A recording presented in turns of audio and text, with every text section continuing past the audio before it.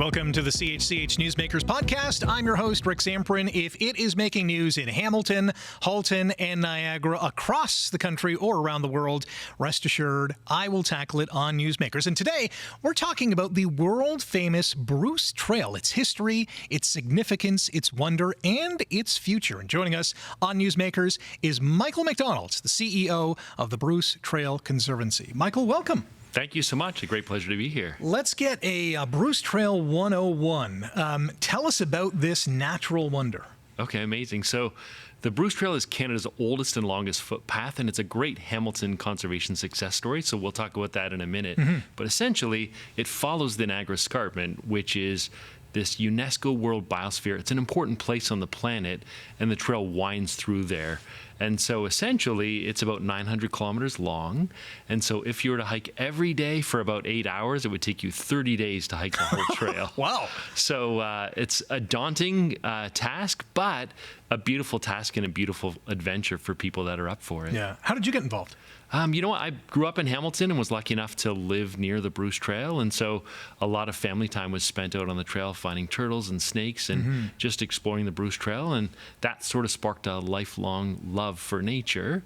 And then I kind of went to university, worked for a marketing company for about 20 years, but I kept feeling myself pulled towards wanting to get involved with the Bruce Trail. So 2019, they were looking for a new CEO, and I thought I'll take my private sector skills and bring them to the not-for-profit world, and it's been an awesome ride. How did this all begin? This is a trail that stretches from the Niagara region all the way to Tobermory. How did it start? Yeah, it's a pretty amazing story. So we're back in the early 1960s. It's like the awakening of the environmental movement. Rachel Carson writes her book, Silent Spring, and we're starting to realize that humans are having a real impact on the environment. There is a nature lover named Ray Lowes who works for Stelco. He's a metallurgist, and he was part of the Hamilton Naturalist Club.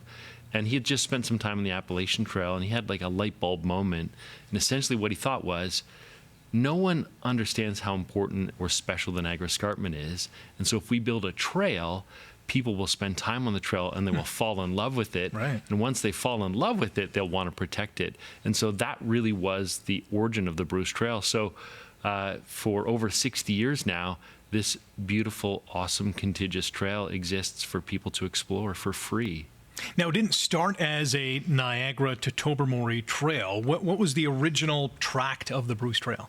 Yeah, the original vision was always for it to be ending up in the Bruce Peninsula, which we actually refer now to as the Saugeen Peninsula. Okay.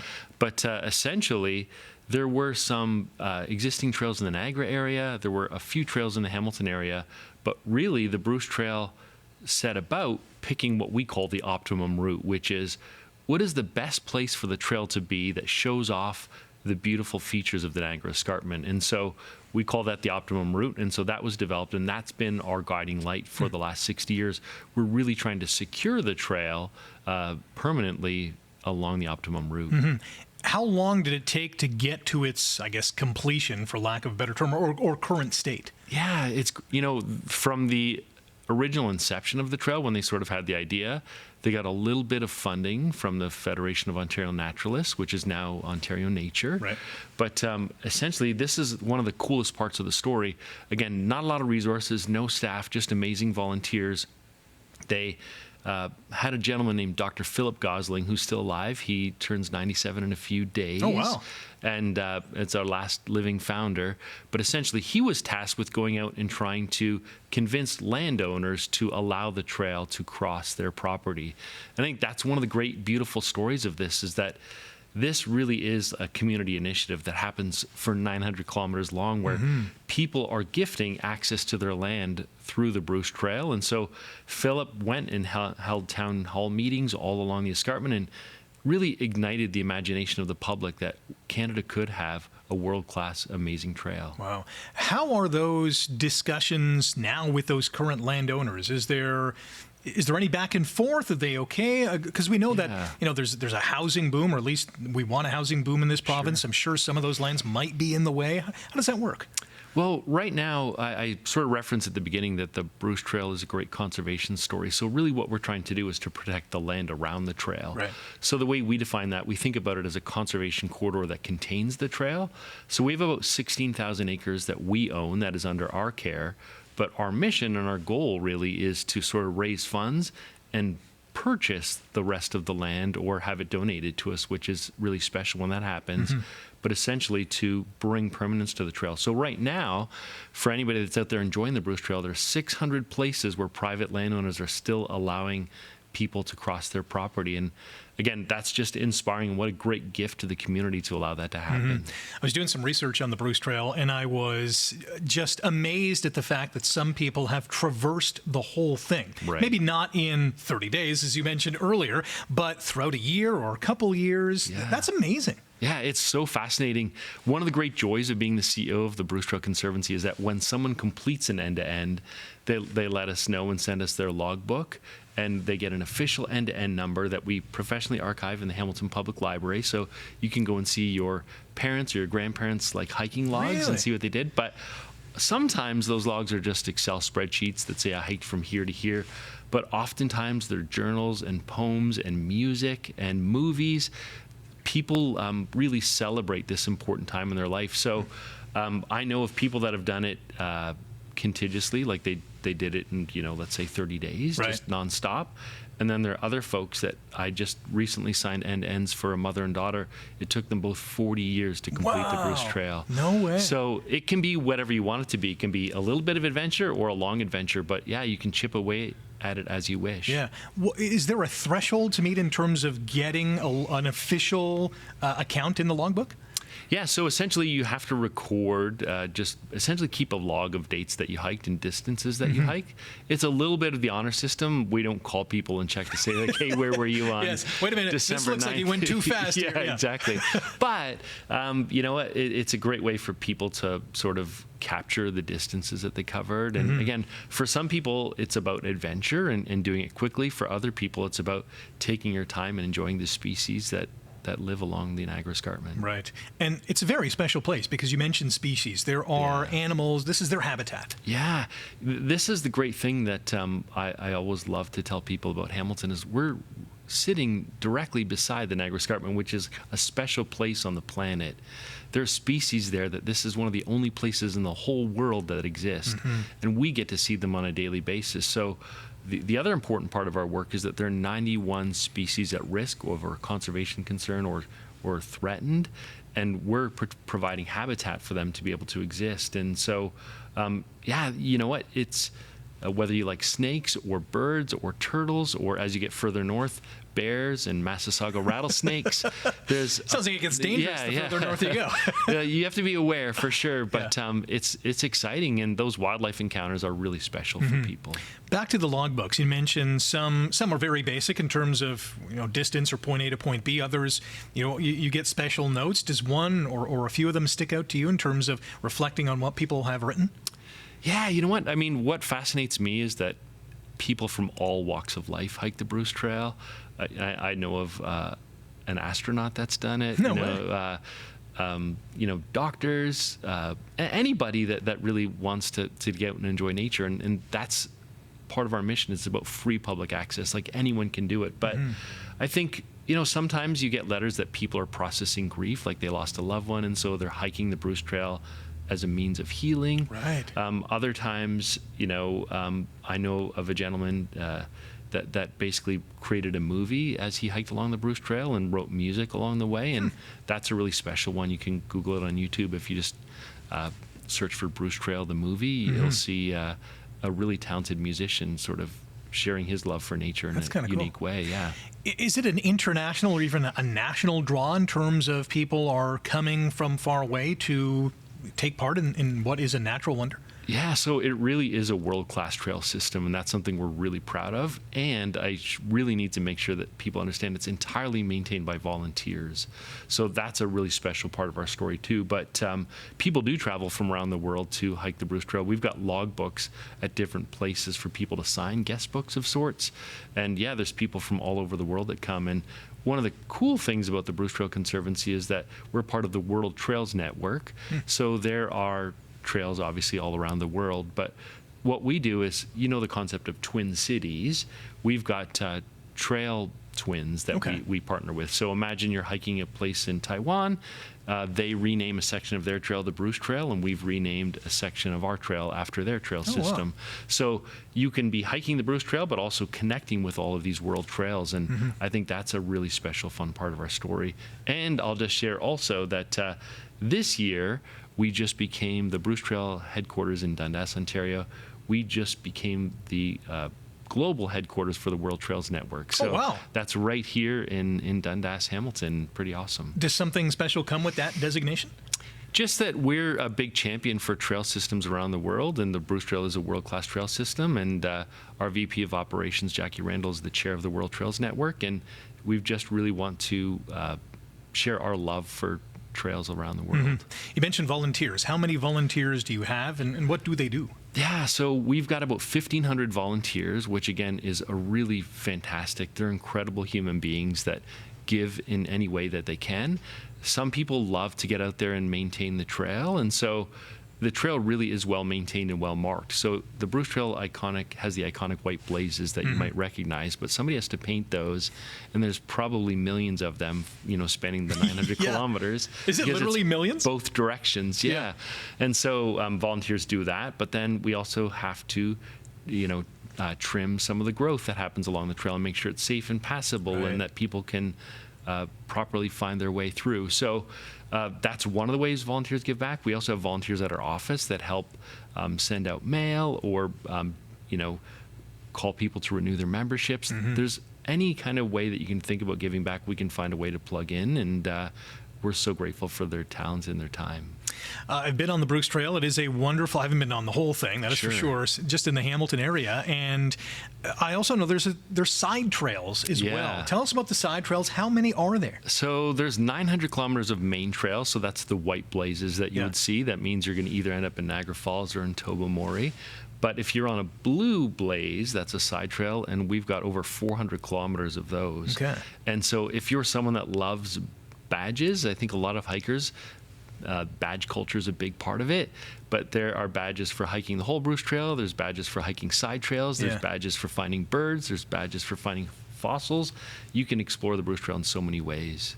The side trails, do they eventually come back to the main trail? Yeah, so the side trails act as connection points up to the main trail, or they allow us to have loops. So, you can hike on the Bruce Trail, the main trail, take a little loop and end up on a side trail and end up back on the main trail again. So it's a fun way to do an in and out of the Bruce Trail. Has anyone, I'm sure the answer is yes, done the main trail and all the side trails? Yeah, absolutely. Wow. Many people. In fact, right now, the Bruce Trail's been around just over 60 years. We're getting really close to the number 5,000 of end-to-enders. So there's been, in 60 years, less than 5,000 people so far have hiked the whole Bruce Trail, but I know there's a big competition out there right now amongst hikers who's going to get number 5,000. How close are we? So we're about 30 away right now. So wow. If you've got 30 free days, Rick, you could be number 5,000. 8 hours a day. Yeah, that's I'm booking vacation right now. We were talking about volunteers. Are these the Trail Angels? So Trail Angels is another great way that people volunteers. So those are folks that the Bruce Trail is linear. So it means, you often have to start on a hike out somewhere, and then hike back to your car or to your bike or to the HSR, whatever. But Trail Angels are people that essentially agree to pick you up at a spot and drive you back to the original. So that's one of the ways that you can sort of complete long distance hiking, because if you're going to hike for 30 kilometers, you don't want to have to hike 30 kilometers back to your car. I was thinking that's what people were doing. Yeah. So that is a strategy. So we talked about the end-to-end before. There is a hiking strategy. It's called the double-double. Okay. And that means you hike 30 kilometers in, so Canadian.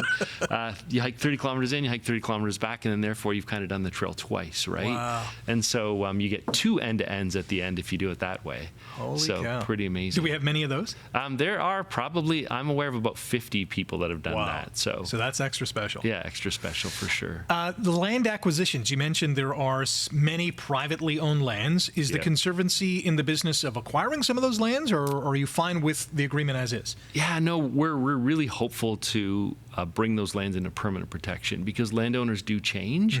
And, imagine in a scenario where someone buys a property and finds out there's a trail in there, maybe they don't want that. So the best way for us to protect the Niagara Escarpment is for us to own those lands. And so we're on a mission to raise funds to be able to buy those lands. And you're probably aware, like, land prices are really gone up in the last couple of years, and that's a really expensive part of our work. But we're also protecting habitat for some of these incredible species, so it's a beautiful story and an important part of our work. Yeah. So from the money standpoint, are you actively fundraising to build up that treasure chest? Yeah, we're actively fundraising every single day, and there's lots of different ways that people can participate. We've got a membership, so you can join the Bruce Trail Conservancy, and that helps towards that raising of the funds.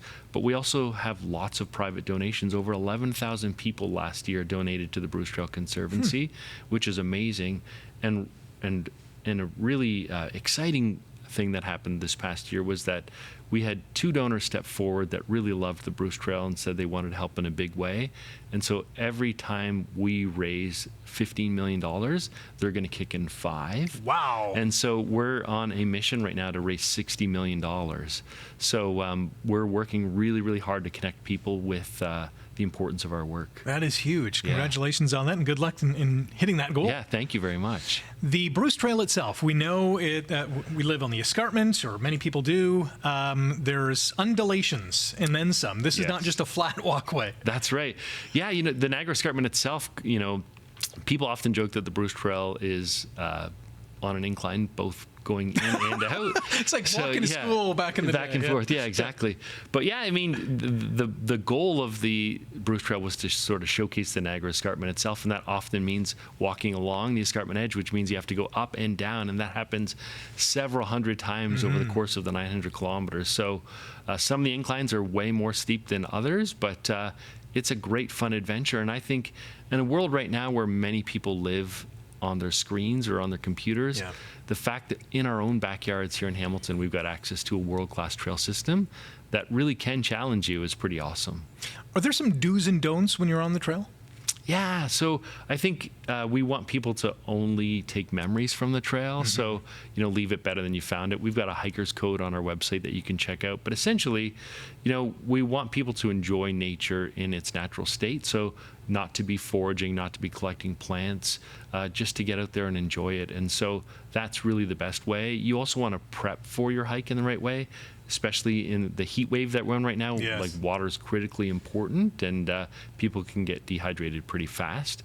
But there's a great community. We've got 9 volunteer clubs that are situated all along the Bruce Trail. That's how we sort of organize the maintenance of the trail. And those clubs facilitate hiking 101 classes to teach people how to engage with the Bruce Trail, and it's a really fun and supportive community. You talked about hiking in the heat. What about the winter time?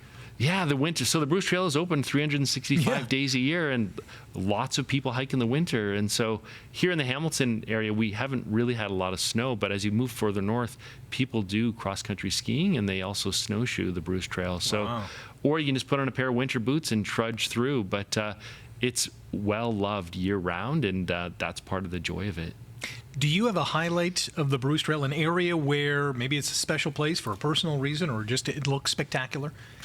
Yeah, that's a really hard question because it's so beautiful and it's so different. It is so different. It's so different, right? I mean, down here, it starts off in Niagara where there's a lot of biodiversity that people don't realize, but, you wind through wineries and farms, and then you kind of get to Hamilton, and the trail literally bisects the city. You hike right through the city, and you come down the Jolly Cut. And I think that's exciting to sort of emerge from an urban area and pop back into the forest. But then as you get further north, you start to get up towards Georgian Bay and Lake Huron, and it's just so beautiful. So it's hard to pick a place. I think in Stony Creek and Grimsby, there's some beautiful places that aren't well traveled that I think are just lovely. But I'd say, get out on the Bruce Trail and you'll fall in love with the place for sure. Would the autumn time maybe be the favorite time just because of the colors? That's a really popular time for hiking because typically no bugs. That too, The heat is dissipated quite a bit and the colors are out. So fall is sort of a cherished time for hiking along the Bruce Trail. For those who are serious trailers or trekkers, or even the not so serious, there's apps, there's maps, of course you mentioned, there's clubs as well. There's something for everyone. Yeah, you know what, there really is. That's what's awesome about the Bruce Trail. You can enjoy it however you want to. So lots of people just go out on the Bruce Trail after work and walk their dog or with their family, but it can be a pretty serious adventure if you want it to be too. So it's whatever you want it to be, and I think that's what's special about it. Let's talk about the future of the Bruce Trail. What do you envision for it? Yeah, you know what? We're really working hard towards securing the trail forever, and I think that's critically important. Part of our strategy right now, we talk about urgently protecting land, and that's for a couple of reasons. Number one, the land's getting developed really quickly, and so there's not lots of nature left here in southern Ontario, so we're working really hard on that front. And then the other reason is sort of with climate change and the biodiversity crisis, we want to protect habitat for as many species as possible. So the future of the Bruce Trail is about finding permanence for us and completing this conservation corridor, and I think we're really, really focused on that. The other thing that's, I think, exciting about our work is that we believe that when people are connected to natural places, we can get better conservation outcomes. So we want to invite people back out to explore nature and to, again, get off those screens and come see the real beauty that's out there. And I think our ability to connect people with nature is going to be an important part of our future. Is there going to be some kind of light bulb or shining star in the sky to signify when you're going to achieve that goal? Yeah, you know what? We're working at the fastest pace possible. Yeah. So, as quickly as we raise funds, we work hard to try and secure more land, and that's critically important. But on the flip side of that too, we're working really hard to sort of amplify our voice and let people know about this great asset in their backyard. And we've been inviting all kinds of new communities to come explore the Bruce Trail, and that's been fun too. Do you have any tidbits or unique information that people don't know about the Bruce Trail? Yeah, that's a great question. I think people are often probably surprised about the length. Like they know, a lot of people know the Bruce Trail, but they don't know where it goes or where it starts. The other thing, a lot of people don't know that there's an organization behind the Bruce Trail. They just think that, the government takes care of it. It's just there. But there's, 26 dedicated staff and 1,500 volunteers and then 70,000 supporters that help to make this all work. And so I think that's a pretty unknown part of our story, for sure.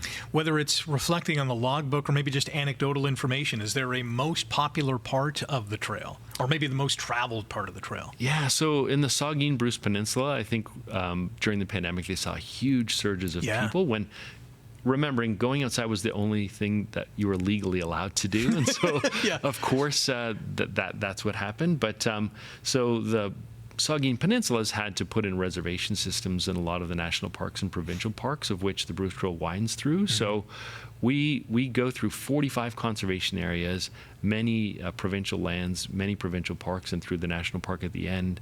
And so, again, I think all of those places are popular and well-loved, but Instagram helps create hotspots for sure. Very much so. Yeah, you see a photo or video of the Bruce Trail, you say either to yourself or your family, hey, we should go visit that part of the trail. And you know what? They are beautiful places, but what I would argue is that with 900 kilometers, we can spread out a little bit and find lots more beautiful places. And here in Hamilton, of course, the hotspots are often the waterfalls. Yeah. Those are big attractors. But again, the waterfalls are only possible because of the Niagara Escarpment and the way that the landform sits. And so it's an important part of our story. Before we wrap up, I do want to ask you where people can get more information, whether they want to join a club or become a volunteer or donate to the cause. That's great. So you can check out the Bruce Trail Conservancy's website at brucetrail.org. And, people can donate money, they can donate their time, and there's lots of different ways to get involved. So I would invite anybody that's interested in nature or hiking or adventure to get on out there, and it's an exciting organization. Michael, thanks for the time today. I'm glad we invited you to learn more about the Bruce Trail and the Bruce Trail Conservancy. I'm sure our audience has learned a lot today as well. Oh, thanks so much, and I'd love to have you out for a hike sometime, so absolutely. I'll sign you up. Yes, maybe not in the winter or wherever bears are. I'll take you in the fall. Thanks for checking out the Newsmakers podcast, and a big thank you to the all-star cast behind the scenes. If you like today's episode, click the thumbs up, hit subscribe, and leave a comment. Catch the Newsmakers podcast on chch.com/podcasts and wherever you get your favorite podcasts.